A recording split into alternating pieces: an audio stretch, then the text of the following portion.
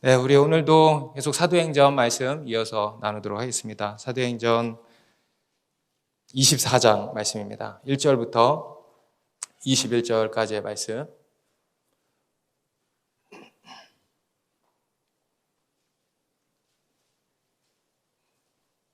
1절부터 저와 한 절씩 교독하도록 하겠습니다.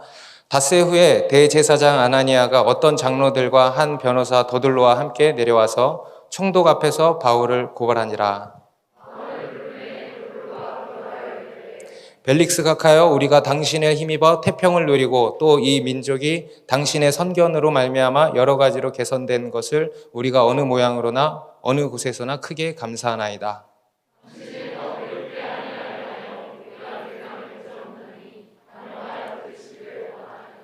우리가 보니 이 사람은 전염병 같은 자라. 천하에 흩어진 유대인을 다 소유하게 하는 자여 나사렛 이단의 우두머리라.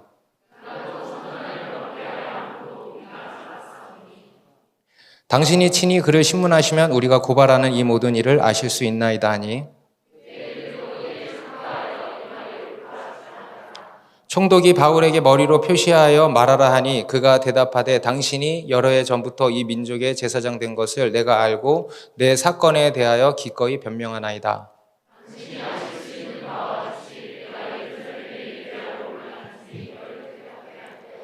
그들은 내가 성전에서 누구와 변론하는 것이나 회당 또는 시중에서 무리를 소동하게 하는 것을 보지 못하였으니,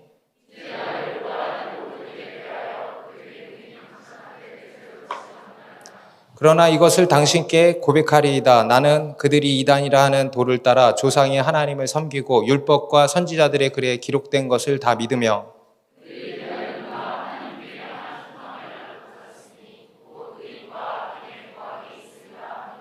이것으로 말미암아 나도 하나님과 사람에 대하여 항상 양심에 거리낌이 없기를 힘쓰나이다.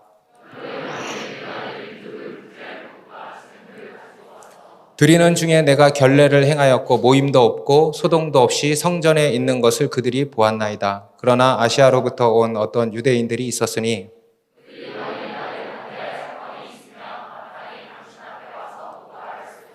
그렇지 않으면 이 사람들이 내가 공회 앞에 섰을 때 무슨 옳지 않은 것을 보았는가 말하라 하소서. 오직 내가 그들 가운데 서서 외치기를 내가 죽은 자의 부활에 대하여 오늘 너희 앞에 신문을 받는다고 한 이 한 소리만 있을 따름이니이다 하니. 아멘. 우리 지난주에는 하나님께서 이제 바울을 제거하려는 유대인의 관계에서 바울을 건지시고 호위하시는 내용을 살펴보았습니다. 우리 하나님께서는 우리를 향한 원수의 관계를 다 아시고 그 가운데서 우리를 건지시고 호위하시는 하나님이시다라고 메시지를 나눴었죠. 그러면서 이제 제가 시편 23편 여호와는 나의 목자시니, 그 다윗의 시의 5절 말씀을 인용을 한 바 있는데, 제가 지난 추석 한 주간을 이렇게 지내면서 유독 이 말씀이 이렇게 생각이 많이 나는 거예요. 그래서 저 개인적으로도 이렇게 적용되고 이렇게 붙들게 되는 말씀이기도 했고, 그리고 또 여러분들 중에 몇몇 분들과 대화를 나누다가 이 말씀이 생각나거나, 또는 여러분들 중에 누군가가 생각이 나면서 이 말씀이 또 생각나거나 하는 일들이 좀 있었습니다. 문득문득. 그래서 다시 한번 오늘 이렇게 또 오늘 본문을 나누기 전에 이 말씀을 좀 같이 이렇게 한번 읽고 우리 각자의 삶에 적용하고 붙잡는 시간이 되면 좋겠다는 생각이 들었어요. 우리 시편 23편 5절 우리 다 같이 한번 읽어볼까요? 시작. 주께서 내 원수의 목전에서 내게 상을 차려주시고 기름을 내 머리에 부으셨으니 내 잔이 넘치나이다. 아멘. 여러분들 삶에 원수들이 있죠. 원수. 그러니까 우리가 부부간의 그 왼수 그런 거 말고 뭐 어떤 사람이 될 수도 있을 겁니다. 그리고 어떤 문제, 질병, 어떤 내 삶의 문제, 고질적인 중독, 죄 문제, 그 외에 등등등, 가정의 문제, 가족 구원의 문제, 여러 문제들이 있지 않습니까? 그런 원수 같은 상황의 문제들에 우리가 적용을 하는 거예요. 그 원수의 목전에서 내게 상을 차려주실 것이다. 하나님께서 우리에게 주시는 말씀이라고 믿습니다. 그래서 여러분들 삶에 다시 한번 적용하시고 이렇게 붙드시고 믿으시기 바랍니다. 바울도 이제 지금까지 살면서 이런 원수의 목전에서 상을 차려주시는 하나님을 수없이 경험을 해왔다 그랬죠. 그리고 지금 우리가 살펴보고 있는 예루살렘의 여정에서도 또 한 번 지금 경험을 하고 있는 거예요. 우리 지난 본문에서처럼 그 천부장을 통해서 호위병 470명 기억나시죠? 호위병 400, 죄수인데 피고인인데 호위병 470명을 붙이셔가지고 그렇게 호위하셔서 보호하신 것. 이것이야말로 원수의 목전에서 상을 차려주신 것 아니겠습니까? 그렇게 해서 하나님의 바울을 이제 무사히 벨릭스 총독 앞으로 이렇게 가게 하셨습니다. 그런데 이 바울을 향한 원수의 관계는 정말 끝이 없어요. 앞에서도 끊임없이 이루어져 왔고 지금도 끊임없이 계속 이루어지고 있습니다. 오늘 본문에도 우리가 읽은 바와 같이 이 유대인들이 끝까지 쫓아와서 이제 또 관계를 이제 펼치고 있는 겁니다. 앞에서는 실제로 바울을 살해하려는 이런 관계였잖아요. 실제 이제 살해 계획을 세웠다면은 이번에는 이제 기존에 해왔던 대로 말로 관계를 펼치는 거예요. 말로. 그래서 특히 지금 누가 쫓아왔냐 하면은 대제사장 아나니아가 친히 납신 거죠. 그래서 여러 장로들과 그리고 변호사까지 대동해가지고 와가지고 이제 바울을 고발하려고 하는 거예요. 말로 지금 관계를 펼치고 있는 겁니다. 여러분 우리가 오늘날 겪는 이런 원수의 관계도 이런 게 대부분이에요. 다 말로 인한 거죠. 여러분 실제로 누가 여러분들을 죽이려고 살해 계획을 짠 거를 경험한 적이 있으신 분 없을 거 아니에요, 그죠? 네. 물론 뭐 그런 일들이 간혹 있긴 합니다만은 대부분이 뭐냐면 말로 인한 관계예요.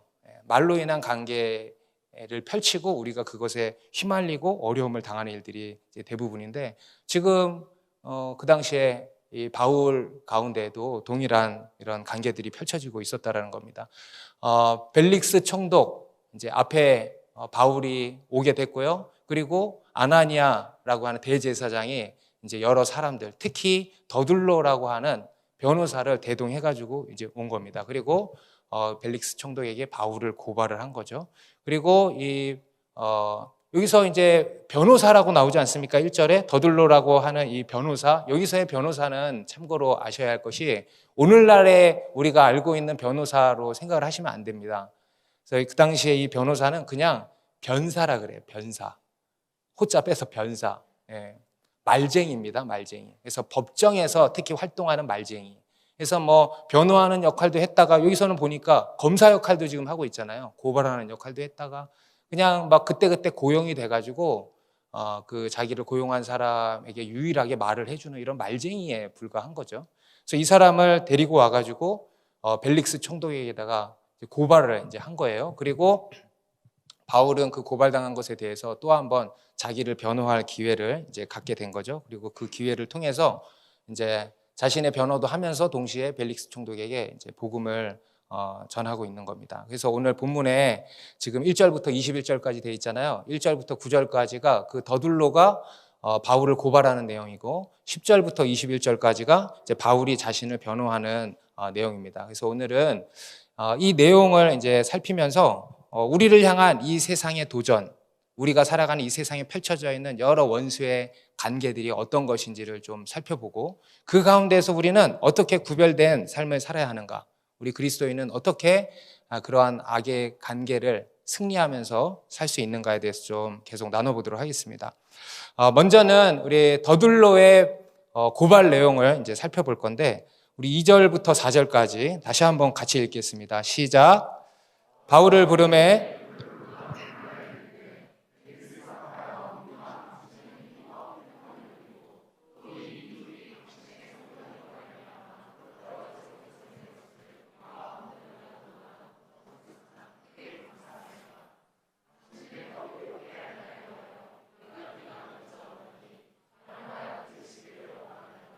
네, 아까 우리 더둘로가 뭐 하는 사람이라고 그랬죠? 말쟁이, 변사, 말쟁이. 말을 잘할까 못할까? 말을 기똥차게 잘해. 그야말로 청산유수. 지금도 딱 보세요. 벨릭스 각하여 우리가 당신을 힘입어 태평을 누리고 또 이 민족이 당신의 선견으로 말미암아 여러 가지로 개선된 것을 우리가 어느 모양으로나 어느 곳에서나 크게 감사하나이다. 여러분 이러한 언변은요 아무나 펼칠 수 있는 게 아닙니다. 그 당시에 수사학을 철저히 공부하고 그러한 훈련을 받고 그리고 또 타고난 것들도 있겠죠. 그래서 그러한 탁월한 언변을 가지고 지금 이 벨릭스 총독에게 지금 이야기를 하는 거예요. 부럽죠? 네, 더들로라고 하는 사람. 여러분, 여기 우리 성경에서 더들로는 나쁜 놈으로 나오니까 별로 안 부럽다 할지 모르지만은 우리가 살다 보면은 이렇게 말 잘하는 사람 보면은 부럽죠? 네, 여러분들도 나 말 잘하기 싫다 이런 사람 손 들어봐요. 없죠? 네. 우리는 할 수만 있다면 이게 다 말 잘하고 싶어 하는 마음이 있습니다. 이게 말 잘하는 것도요, 굉장히 큰 재능이라고 할 수 있어요. 물론 말로 먹고 사는 직업은 더더욱 그렇겠지만, 그렇지 않은 직업이라 할지라도 우리가 살아가면서 말을 잘하면은 여러 가지로 득되는 것이 굉장히 많습니다. 특히 오늘날 그 정치인들도 보면은요, 정치인들에게 있어서 제일 중요한 게 뭘까요? 결국은 말이에요. 우리가 이제 뭐 대통령 선거도 이제 얼마 남지 않았지만은 사람들이 뭐 여론조사 같은 데서 이렇게 설문조사 한 걸 보면은 대통령을 뽑을 때 뭘 보냐 하면 뭐 도덕성을 본다, 실력을 본다, 뭐를 통치력을 본다, 뭐 이런 얘기 하지만 여러분 실제로 사람들은 뭐에 영향을 받느냐 하면 말에 영향을 받는 거예요. 말에. 우리는 그렇지 않다 생각하지만 실제로 사람들은요 뭐에 영향을 받아요? 여러분 다 말에 영향을 받습니다. 그래서 정말 괜찮은 사람인데도 말을 잘 못하면은 꽝이야. 그게 요즘 세상입니다. 요즘이 아니고 예나 지금이나 마찬가지예요. 그리고 진짜 보면은 진짜 그 사람은 인간성도 이상하고 진짜 나쁜 사람인데 말을 잘해. 핵사이다야. 막 이러면 어때요? 마음이 끌려가죠. 그죠? 그게 우리 인간이에요. 그런 분별력이 이렇게 없다라는 겁니다. 그래서 이런 말에 그냥 이런 말에 쉽게 영향을 받는 거예요. 그래서 이 말이라고 하는 것은요, 예나 지금이나 태초부터 우리 삶 속에서 지대한 영향을 미치는 것이 바로 이 말입니다. 여러분 우리가 생각하는 것보다 우리는 말에 굉장히 큰 영향을 받고 삽니다. 그래서 이 말은요 굉장히 중요한 거예요. 그리고 또 동시에 이 말은요 중요하기도 하면서 중요하기 때문에 위험하기도 한 겁니다. 말이 여러분 말 잘하면 여러 가지 득이 된다 그랬잖아요. 그런데 유익도 있지만 반대로 말 잘하는 것만큼 위험한 것도 없다는 것을 알아야 됩니다. 말로 많은 사람을 미혹하고 잘못된 길로 이끌어갈 수도 있는 거예요. 얼마나 위험한 것입니까? 예전에 어떤 이렇게 나이 많으신 원로 목사님이 저 같은 젊은 목사, 재능도 많대요. 그리고 말까지 잘한대. 그래서 재능도 많고 말도 잘하는 젊은 목사에게 이런 이야기를 하셨다는 거예요. 당신같이 재능 많고 잘난 사람이 말까지 잘하니 정말 위험하구만. 그러더래요. 여러분 재능 많고 말 잘하면 좋은 거 아닙니까? 그렇죠? 너무 좋잖아요. 그런데 이분이 뭐라 그러신 거냐면 위험하다는 거예요. 너 위험하다는 거예요. 정말 뼈를 때리는 말씀을 하신 거죠. 우리 성경에도 보면은 그렇게 거듭 말씀합니다. 이 말이 얼마나 중요한가. 여러분들 잘 아실 겁니다. 하나님께서는 이 세상을 무엇으로 창조하셨습니까? 그리고 무엇으로 이 세상을 다스리십니까? 말씀으로. 무엇으로 일하십니까? 말씀으로. 그런데 하나님만 말씀으로 일하시나요?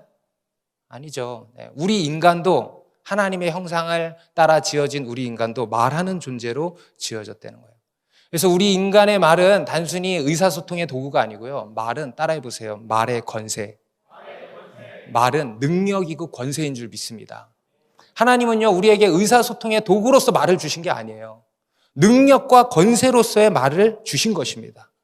여러분, 우리 그리스도인은요, 기도의 능력도 믿고 말의 능력도 믿어야 되는 거예요. 여러분, 말의 능력을 믿으십니까? 입술의 권세를 믿으시기 바랍니다.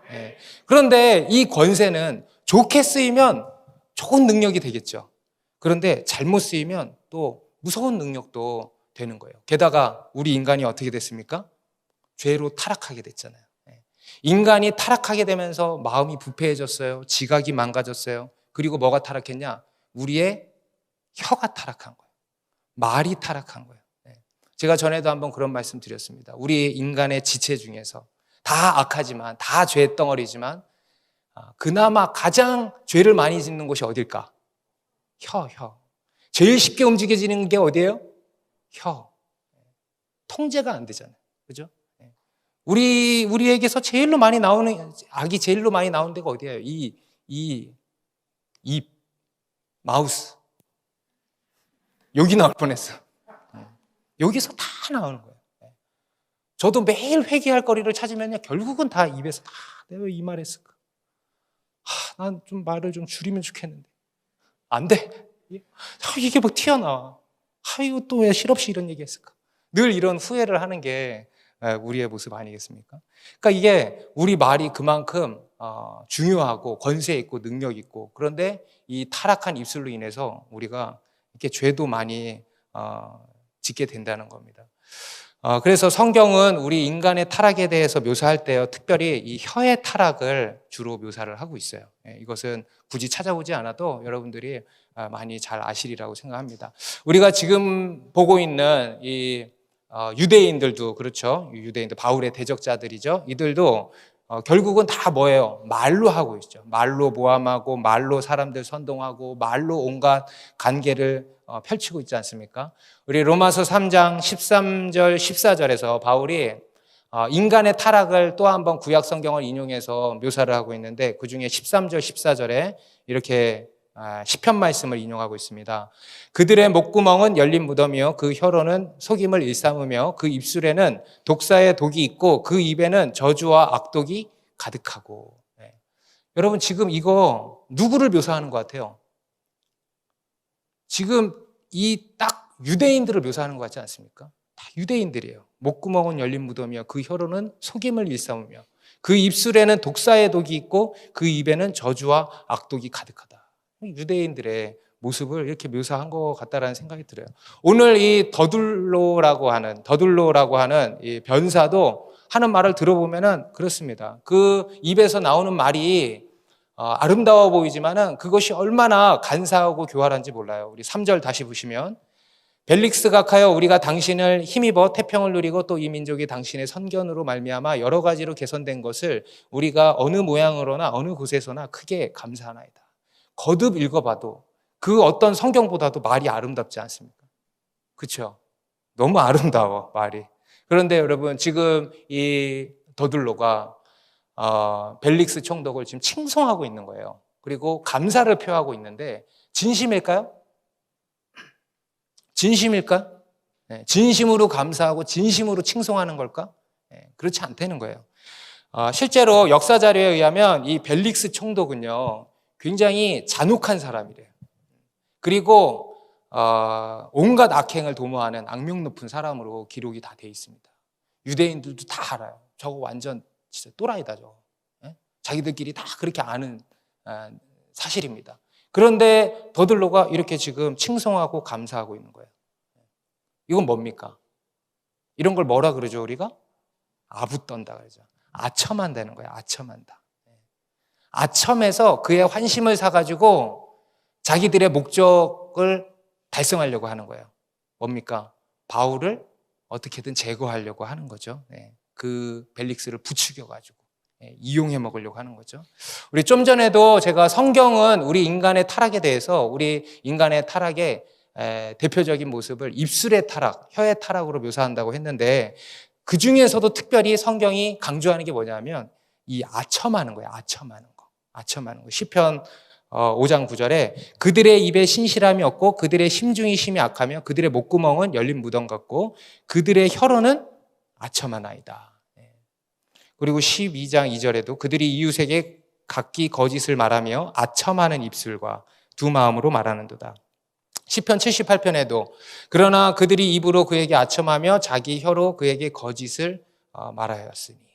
우리 잠언서 7장 21절에는 이렇게 말씀합니다. 여러 가지 고운 말로, 같이 읽어볼까요? 여러 가지 고운 말로 유혹하며 입술에 호리는 말로 꿰므로. 여러 가지 고운 말로, 입술에 호리는 말로 미혹하고 꿰는다라는 거예요. 아첨하는 말을 얘기하는 거죠. 이런 아첨하는 말로 원수는 우리를 미혹하고 유혹한다라는 겁니다. 우리로 하여금 바르게 보지 못하도록, 판단하지 못하도록, 하나님의 의의 길로 걸어가지 못하도록 이렇게 미혹한다는 거예요.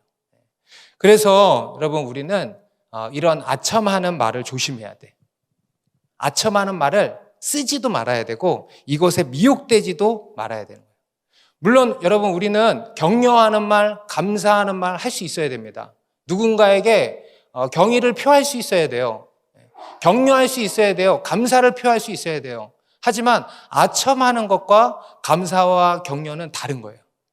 근본적으로 다른 겁니다. 그래서 그것을 우리가 잘 구분하고 분별할 수 있어야 된다는 거죠. 우리 데살로니가전서 2장 5절에서는 사도 바울이 이렇게 고백을 했어요. 너희도 알거니와 우리가 아무 때에도 아첨하는 말이나 탐심의 말을 쓰지 아니한 것을 하나님이 증언하시느니라.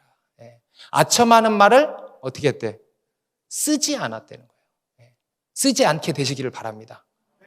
여러분, 우리 이 사람들 중에요, 보면은 아첨하는 말이 입에 밴 사람들이 있어요.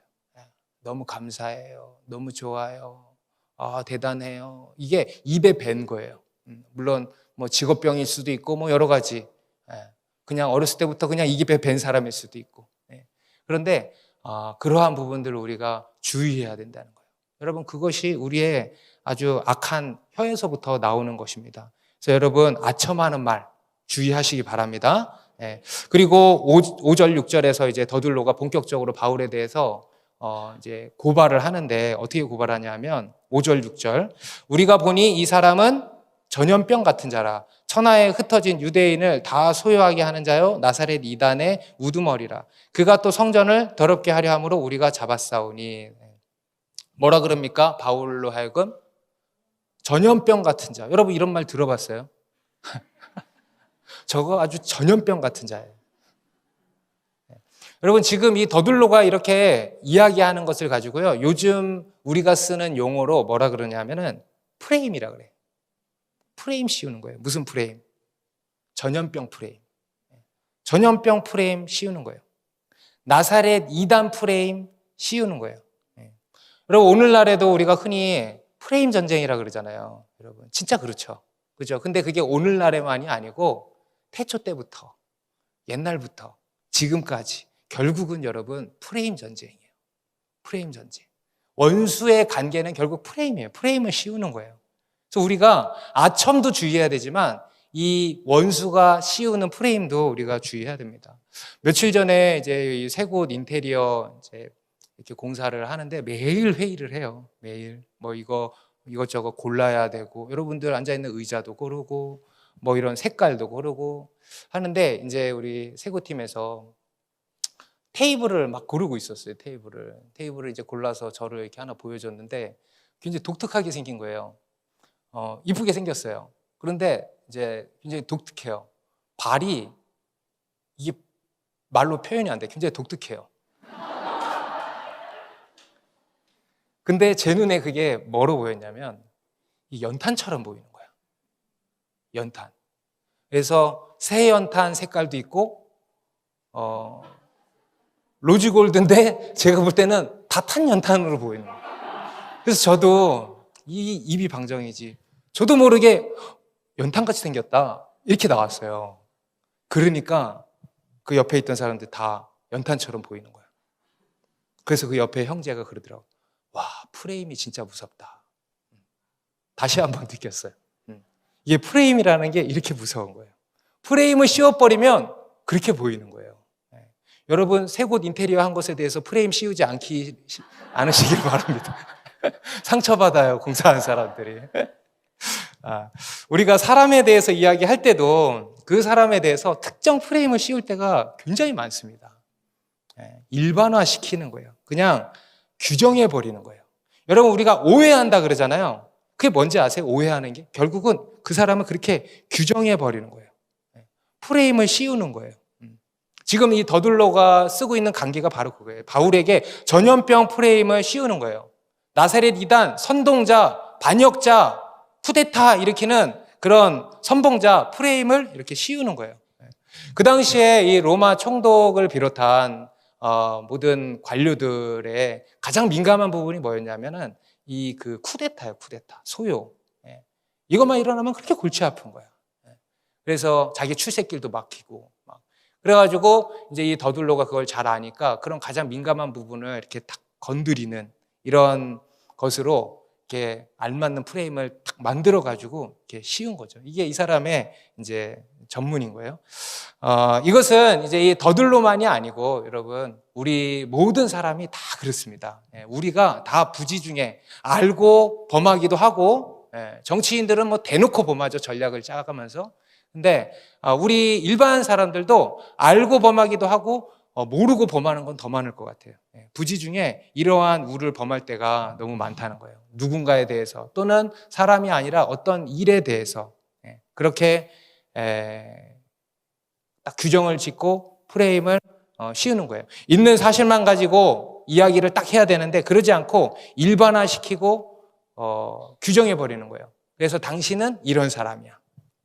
우리가 누군가와 싸울 때도 그런 얘기 하잖아요. 너는 이런 사람이야. 그러면 이제 더 큰 싸움이 생기는 거죠. 저 사람은 이런 사람이야. 이게 다 뭡니까? 규정 짓는 거예요. 심지어 우리는 누구도 규정을 짓냐 하면 하나님도 규정을 지어. 하나님도. 제가 많은 지체들을 만나보잖아요. 다 이게 있어요. 다. 하나님은 이런 분이야. 하나님은 저런 분이야. 어떤 특정 한 사건 또는 특정한 한 단면만 보고 그렇게 일반화시키는 거예요. 그러면서 프레임을 씌우는 것인데 사실 우리가 그 프레임에 휘어 감기는 것입니다. 이게 마귀의 관계인 거예요. 이 마귀의 관계에 우리가 얼마나 속아 넘어가는지 모릅니다. 지금 여러분들 삶에 많은 문제들이 있죠. 여러분들이 뭐 관계 속에서 겪는 갈등의 문제들이 있죠. 그 가운데 문제의 핵심들을 한번 곰곰이 생각해 보신다면 바로 이걸 겁니다. 지금 한번 떠올려 보셔도 좋을 것 같아요. 그 사람에 대해서 여러분들이 규정하고 있는 거 아닙니까? 여러분들이 겪은 한 사건, 한 단면 가지고 규정하는 거 아니에요? 여러분, 이거는요, 굉장히 중요한 얘기입니다. 그리고 우리 삶에 굉장히 큰 문제를 얘기하고 있는 거예요. 이럴 때가 우리가 되게 많아요.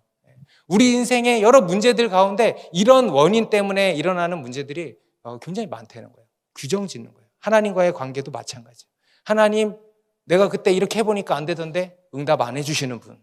이렇게 규정 짓는 거죠. 그렇게 되면 누구만 고통스럽습니까?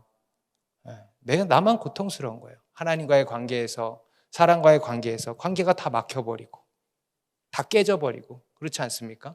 여러분, 여러분들의 삶 가운데 있는 여러 관계들, 여러 문제들, 하나님과의 관계들 앞에서 요거를 조금 고민해 보시면 좋을 것 같아요. 내가 프레임을 씌우고 일반화시키고 규정 지은 것은 없는지, 그리고 그로부터 빠져나오셔야 되는 겁니다. 이게 오늘 본문을 통해서 하나님께서 우리에게 주시는 첫 번째 교훈입니다. 원수가 쳐놓은 프레임을 분별하고 그로부터 빠져나오시라는 겁니다. 아멘? 네. 우리가 마귀의 시험에 넘어지는 이유가요, 다 여기 있어요. 마귀가 하는 일이 그겁니다. 규정 지어버려요. 쟤는 이런 거야. 하나님은 이래. 선악과 사건 때도 하나님은 이런 분이야. 규정 짓게 만들잖아요. 여러분, 규정 지으면 안 돼. 그 프레임에서 벗어나야 되는 거예요. 그래서 제가 바라기는 오늘 이 시간을 빌어서 여러분들 안에 있었던 모든 사단의 프레임들이 다 드러나기를 바랍니다. 그리고 빛 가운데 폭로되고 파쇄되고 자유케 되시기를 바랍니다. 그 프레임 가운데서 빠져나오게 되시기를 간절히 바라요. 그리고 두 번째로 지금은 이제 더둘로의 말을 우리가 이제 살펴봤고, 두 번째로 바울의 말을 이제 살펴볼 겁니다. 바울의 자기 변호죠. 이 바울의 자기 변호를 살펴보면 더둘로의 말과 굉장히 크게 대조를 이루고 있다는 것을 우리가 알 수 있습니다. 그래서 오늘 본문의 키포인트가 그거예요. 더둘로의 말과 바울의 말, 이 두 사람의 말의 대조. 그래서 이 바울의 말은 이제 10절부터 나오죠. 10절 보면 총독이 바울에게 머리로 표시하여 말하라 하니 그가 대답하되 당신이 여러 해 전부터 이 민족의 재판장 된 것을 내가 알고 내 사건에 대하여 기꺼이 변명하나이다. 다시 읽을까요? 여러분 지금 제대로 안 읽은 것 같아. 총독이 바울에게 머리로 표시하여 말하라 하니 그가 대답하되 당신이 여러 해 전부터 이 민족의 재판장 된 것을 내가 알고 내 사건에 대하여 기꺼이 변명하나이다. 어떻습니까? 굉장히 심플하죠. 담백한 느낌이 들죠. 앞에 더둘러가 화려한 언변으로 막 청산유수 같은 말을 이렇게 내놓았다면, 칭송과 감사의 말을 내놓았다면, 이 바울의 서론은 심플해요. 그냥 사실만 가지고 그리고 벨릭스 총독에 대한 경의와, 그죠? 하나님의 권위잖아요. 벨릭스 총독에 대한 경의를 표하고 또 예의를 갖추면서 지금 이야기를 딱 하고 있어요. 앞에 더둘로의 아첨과 근본적으로 이제 다른 것입니다. 물론 여러분 바울도 이렇게 더둘로처럼 얘기할 수 있을까 없을까?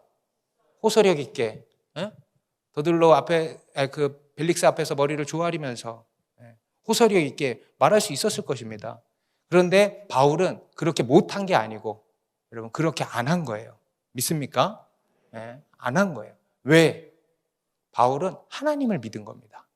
여러분 하나님을 믿으시기 바랍니다. 바울은 뭘 믿었냐? 하나님이 진정한 재판장이신 것을 믿은 거예요. 지금 인간 재판장은 벨릭스지만 진짜 재판장이 누굽니까? 하나님이시라는 것을 믿은 거예요. 하나님이 다 보고 계시고 하나님이 다 하시고 그리고 하나님이 판단하시고 하나님이 갚으신다. 이것을 믿고 지금 바울은 하나님 앞에서 이 재판에 임하고 있는 것입니다. 하나님 재판장 되시는 하나님 앞에 지금 서 있는 거예요. 그리고 그 믿음을 가지고 그 하나님을 의지해서 나아가는 겁니다. 그렇게 이야기하는 거예요.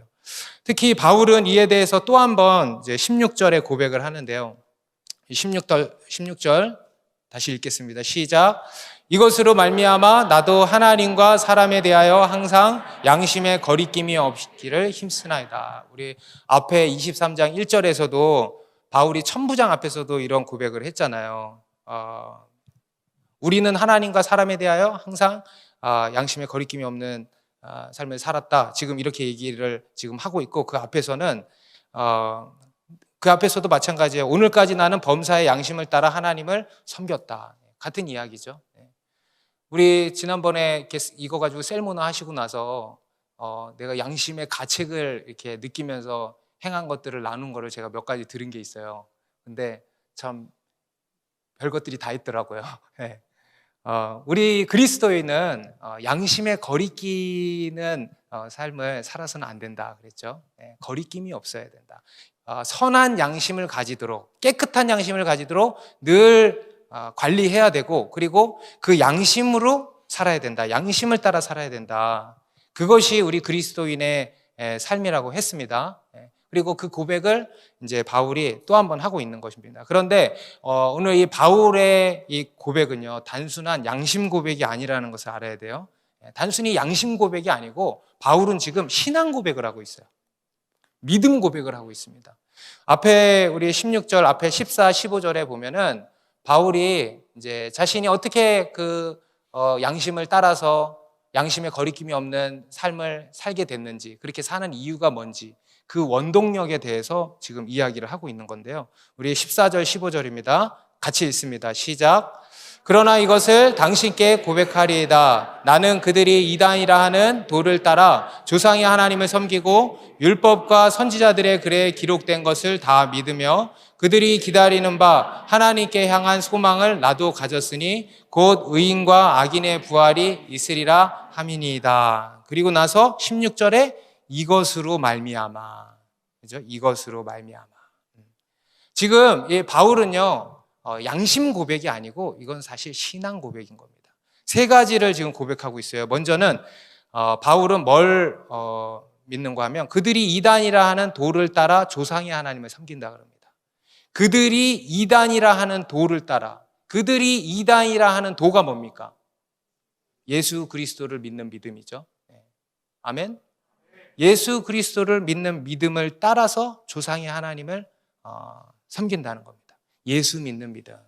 여러분, 우리가 하나님을 섬기려면요, 예수 믿어야 되는 거예요. 예수 믿지 않고 하나님을 섬길 수 있어요, 없어요? 없어요. 우리 하나님은 예수 외에 다른 구원받을 만한 이름을 주신 적이 없다 그랬습니다. 하나님은 오직 예수 그리스도를 통하여서 우리를 구원하시는 거예요. 그래서 우리는 오직 예수 그리스도를 믿는 믿음으로 하나님을 섬길 수 있는 것입니다. 믿습니까? 여러분, 예수 다 믿으십니까? 여러분, 하나님 앞에 나아가기를 원하신다면 예수 믿으셔야 되는 거예요. 하나님과 함께 동행하며 살기를 원하신다. 하나님을 섬기기를 원한다. 예수 믿어야 되는 거예요. 예수 믿는 믿음으로 하나님을 섬기는 거예요. 이게 첫 번째 바울의 믿음의 고백입니다. 그리고 두 번째로 바울의 믿음은 뭐냐? 율법과 선지자의 글에 기록된 것을 다 믿으며. 율법과 선지자의 글은 뭐죠? 모르는 척? 성경이죠. 율법, 모세오경, 모세의 율법, 그리고 선지자의 글들, 선지서들. 어떤 성경 우리 다른 곳에는 시편까지도 이렇게 더해서 이야기할 때도 있어요. 율법과 선지자의 글과 시편. 다 뭐냐면 구약 성경을 얘기하는 거예요. 여러분, 유대인들이 뭘 믿습니까? 이 구약 성경을 믿잖아요. 그런 것처럼 그들이 믿는 그 성경, 나도 믿는다는 거예요. 바울의 두 번째 믿음이 그거예요. 성경을 믿는다. 여러분, 바울은요, 어떤 사람을 믿지 않았어요. 맹목적인 믿음이 아니었습니다. 분명한 그 믿음의 대상이 있었는데 바로 성경이라는 거예요. 기록된 하나님의 말씀. 여러분, 성경을 믿으십니까? 여러분, 우리 그리스도인의 믿음은 예수 믿는 믿음이고, 두 번째, 성경을 믿는 믿음이에요. 우리는 성경을 믿는 거예요. 그리고 세 번째로 하나님께 향한 소망을 가지고 있다 얘기하고 있습니다. 나도 저들이 믿는, 특히 바리새인들, 저들이 가지고 있는 그 소망을 나도 가지고 있다. 바로 의인과 악인의 부활이라는 거예요. 믿으십니까, 여러분? 여러분, 부활을 믿으십니까? 네. 여러분, 우리 그리스도인의 유일한 소망 뭡니까? 부활이에요. 천국 소망. 우리의 유일한 소망이에요. 다른 건 진정한 소망이 될 수 없죠. 우리의 유일한 소망 딱 하나예요. 천국 소망. 그리고 그 천국 소망의 가장 핵심이 무엇인가 하면 이 부활입니다. 부활. 부활 소망. 천국의 가장 핵심이 뭐예요? 부활. 하나님이 우리를 구원하셨습니다. 우리에게 베푸신 하나님의 구원의 정점도 뭐냐? 부활이에요. 부활이에요, 부활. 여러분, 단순히 죽어서 천국 가는 게 아니고 영생하는 몸으로, 영광스러운 몸으로 우리가 부활한다는 거예요. 그게 구원의 정점이에요.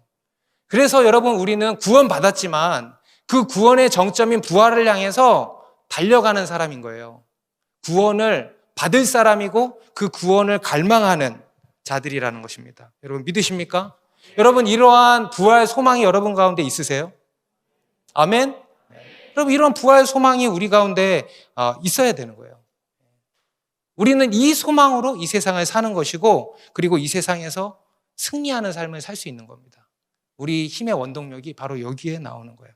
이 땅에서 당하는 고난, 질병, 어떤 유혹, 무엇으로 이기냐? 바로 이 부활 소망으로 이기는 겁니다. 여러분, 우리 인간은요, 다 늙고 병들고 죽는 거 아닙니까? 고통당하다가 죽는 게 우리 인간의 인생이잖아요. 그런데 우리 예수 믿는 의인들은, 우리 그리스도인들은 그렇지 않습니다. 그게 끝이 아니에요. 우리에게는 최후 승리가 있습니다. 뭡니까? 부활이에요. 큰 소리로 부활. 여러분, 부활을 왜 이렇게 부활 이러고 있어요? 우리의 최후 승리가 뭡니까? 부활이에요. 부활 승리 믿으시기 바랍니다. 부활 승리를 믿어야 돼요. 그런데 정말 안타까운 게, 여러분들의 목소리처럼 정말 안타까운 게 뭐냐면, 교회 안에, 우리의 신앙 안에 이 부활 소망이 희미화되는 거예요. 부활에 대한 믿음이 없는 거예요. 부활에 대한 믿음이 약한 거예요. 오늘날 신앙에 가장 큰 문제가 있다면 뭘까요? 바로 이거예요. 부활 신앙이 약화되는 거예요. 희미화되는 거예요. 딜레마 중에 딜레마죠. 기독교 신앙의 핵심이 뭐예요? 부활인데, 하나님께서 우리에게 베풀어 주신 구원의 정점, 클라이막스가 뭡니까? 부활이에요. 여러분, 우리가 가지고 있는 소망이 뭐예요?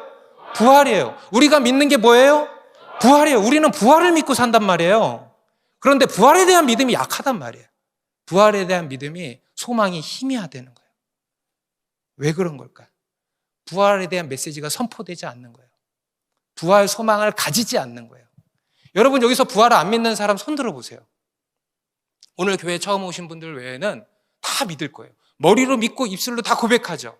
그런데 여러분 안에 부활 소망이 있습니까? 부활을 믿기만 하지 마시고 부활 소망을 가지시기 바랍니다. 부활 소망을 가지는 거예요. 매 순간, 매 문제 앞에서, 어떤 삶에 어려울 때만이 아니고 여러분 삶에 기쁜 순간이 올 때 더 부활을 소망하시기 바랍니다. 삶이 더 안락하고 내 문제가 다 해결되고 결혼하고 허니문에 빠져있는 그 순간에도 그것이 영원하지 않다는 걸 아시고 영원한 부활의 삶을 소망하시기 바라요. 그렇게 살지 않으니까 부활 소망이 약한 거예요. 그러니까 우리 삶에 부활 소망의 영향력이 없는 거예요. 복음의 능력이 없는 거예요. 부활을 머리로만 믿으면 뭐합니까? 부활 소망이 있어서 부활 소망이 우리 삶에 영향을 끼쳐야죠. 어떤 어려움, 고난과 어려움을 이길 수 있는 힘이 돼야죠. 어떤 죄의 유혹을 이기는 힘이 돼야죠.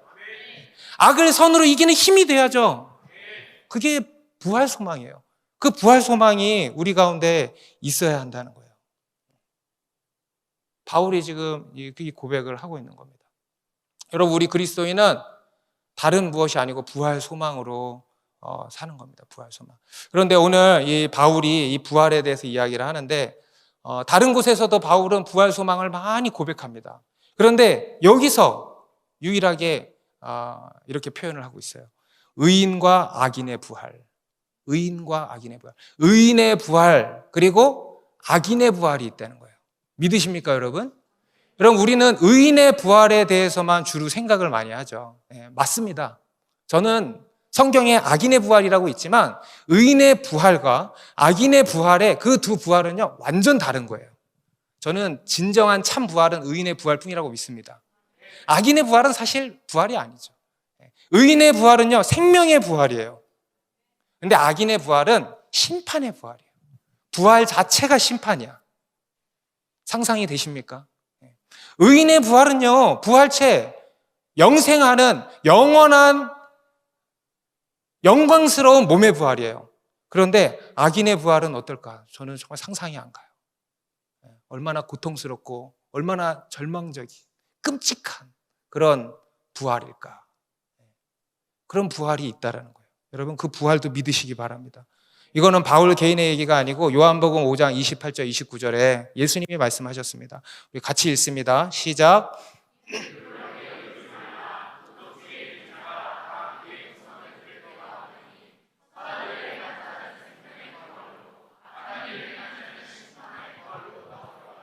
자, 생명의 부활과 무슨 부활? 네, 심판의 부활이 있다는 거예요. 성경에 나오는 거니까 믿으시기 바라요. 예수님의 말씀입니다. 바울은 이러한 의인과 악인의 부활에 대해서 지금 언급을 하고 있는 거예요. 굉장히 의도적이죠. 그렇죠? 바울은 자신의 신앙 고백을 하면서 동시에 벨릭스 총독과 그 사람들에게 복음을 전하고 있어요. 여러분, 복음의 양면성 기억하고 계시죠? 예수 천국만이 복음이 아니에요. 뭐도 복음입니까? 불신 지옥도 복음이에요. 여러분, 불신죄가 가장 큰 죄입니다. 하나님을 인정하지 않는 죄. 얼마나 완악합니까, 인간의 마음이. 그런 사람이 지옥이라는 거예요. 예수 천국 불신죄. 여러분, 부활도 마찬가지예요. 부활의 양면성, 생명의 부활과 심판의 부활이 있다라는 거예요. 심판의 부활. 그래서 바울은 이 심판의 부활에 대해서도 지금 선포하고 있는 겁니다. 바울이 지금 얘기하는 이 의인과 악인의 부활은요, 결국은 하나님의 심판을 얘기하는 겁니다. 바울은 뭘 믿는가? 예수 믿는다 그랬죠? 예수 그리스도의 이름을 믿어요. 두 번째, 성경을 믿습니다. 그리고 세 번째, 부활을 믿어요. 곧 하나님의 최후 심판을 믿는다는 거예요. 그 최후 심판날 나를 구원하시고 악인은 심판하신다라는 것을 믿는 거예요. 그리고 그 믿음으로 두렵고 떨림으로 양심의 거리낌이 없이 살아간다는 거죠. 여러분, 이게 바울의 삶의 원동력이에요. 바로 믿음이라는 거죠. 믿음. 따라해 보실까요? 믿음. 여러분, 세상 사람들도 양심 따라 삽니다. 그렇죠? 양심에 찔리기도 하고 그래서 안 하기도 해요. 양심 따라 살아요. 우리 그리스도인들도 양심 따라 살고 세상 사람들이 양심 따라 살아요. 그런데 다르죠? 뭐가 다릅니까? 원동력이 다른 거예요. 바울이 그 원동력을 오늘 보여주고 있어요. 바울은 믿음으로 양심 따라 사는 거예요. 세상 사람들은 그냥 양심 따라 사는 거예요. 하나님이 그나마 남겨놓으신 일반 은총으로서의 양심, 뭔지 아세요? 일반 은총으로서의 양심. 그 양심 따라 그냥 사는 거예요. 그런데 바울은, 우리 그리스도인은 뭡니까? 하나님을 믿는 그 믿음으로 양심 따라 사는 거예요. 믿는 자의 양심, 믿지 않는 자의 양심, 아예 다른 거죠. 여러분, 우리 그리스도인은요, 믿음으로 사는 자들입니다. 다시 말해서 믿음을 원동력으로 해서 사는 자들이에요. 여러분, 믿음은요, 굉장히 신비스러운 것이죠. 여러분, 우리가 하나님을 믿음으로 모든 것이 다 흘러나오는 줄 믿습니다. 우리가 선을 행하는 힘, 하나님을 믿음에서 나오는 거예요. 하나님을 믿음에서 모든 능력들이 다 흘러나오는 거예요. 그 믿음으로 우리가 사는 겁니다. 우리 삶의 원동력, 바로 이 믿음이라는 거예요. 이게 오늘 본문을 통해서 우리에게 주시는 마지막 두 번째 메시지입니다. 믿음이 우리 삶의 원동력이 되게 하라는 거예요. 한번 따라해 보시죠. 믿음이 우리 삶의 원동력이 되게 하라. 여러분 삶의 원동력이 뭡니까? 뭡니까? 여러분 삶의 원동력이 있긴 있습니까? 없는 사람들도 있죠. 놓친 사람들도 있죠. 끊어진 거예요. 여러분 부활 소망을 가지세요. 하나님을 믿으세요. 하나님이 다 아시고 다 보시고 하나님이 다 갚아주시고 최후에 심판하신다는 것을 믿고 사세요. 그 믿음으로 사는 거, 그게 믿음으로 사는 겁니다. 여러분 우리가 살아가는 이 세상 얼마나 악합니까? 온갖 관계가 난무하는 게 이 세상이잖아요. 보이시죠? 그런 가운데서 우리가 승리하면서 사는 거예요. 악에게 지지 말고 선으로 악을 이기며 사는 거. 여러분 선이 뭐예요? 선으로 악을 이긴다. 선이 뭐예요? 믿음이 선이에요. 아까 말씀드렸잖아요. 하나님을 믿는 것에서 선이 나오는 거예요. 하나님을 믿지 않는 사람은 선을 행할 수가 없는 거예요. 그냥 하나님이 주신 일반 은총으로 그나마 그렇게 사는 것이죠. 진정한 선은 하나님을 믿음에서 나옵니다. 그 믿음으로 악을 이기는 삶을 사는 거예요. 어떤 믿음? 예수를 믿는 믿음, 성경을 믿는 믿음, 부활, 하나님의 심판을 믿는 믿음. 이 믿음으로 악을 이기는 삶을 사는 우리 모두가 되기를 바랍니다. 하나님이 우리 가운데 이런 놀라운 구원을 베푸신 것을 믿습니다. 그 주님을 찬양합니다. 기도하겠습니다.